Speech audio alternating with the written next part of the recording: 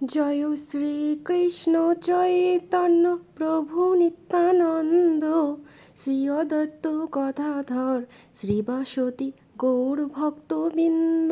হরে কৃষ্ণ কৃষ্ণ কৃষ্ণ হরে হরে, হরে রাম রাম রাম হরে হরে।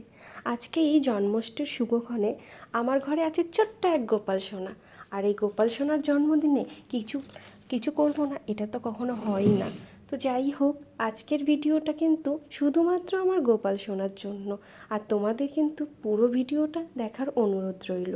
নন্দ উৎসব এই দিন কিন্তু আমরা পুরো জগৎবাসী মেতে উঠি আনন্দে।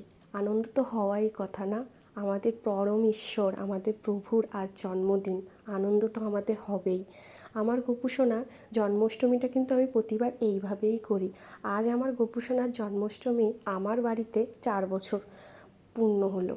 তো আমার এই 4 বছর ধরে আমি গোপু সোনাকে এইভাবেই জন্মাষ্টমীটা পালন করি। তোমরা অনেকেই বলবে, দিদিভাই জন্মাষ্টমীর তো অনেক নিয়ম আছে, তুমি কেন এইভাবে করছো, বা তুমি সময়সূচি না মেনে কেন করছো, নিয়ম রীতিনীতি শাস্ত্রবিধি।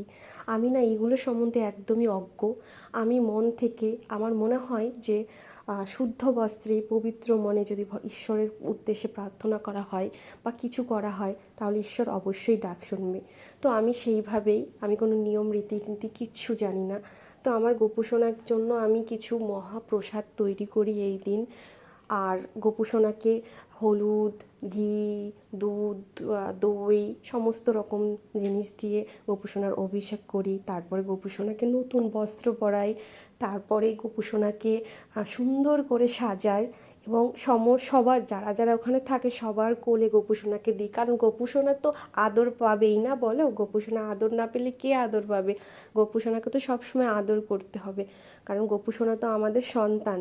যাই হোক, তারপরে দেখো আমাদের বাড়ির আরও পুচকু দুটো, যেটা আমাদের কাছে আমার গোপু সোনা থেকে কোনো অংশেই কম না। তো তারা তাকে আদর করলো। আর অবশেষে আমি, আমার বৌদি, দিদি সবাই মিলেই আজকের পুজোটা করেছি। তো সবাই মিলেই টুকটাক করে ভোগ মহাপ্রসাদ করেছি এবং ঠাকুরের আরতিও করে নিলাম। ঈশ্বরের কাছে এটুকুই চাই, ঈশ্বর তুমি আগে ভালো থাকো, তারপর পুরো জগৎবাসীকে ভালো রেখো।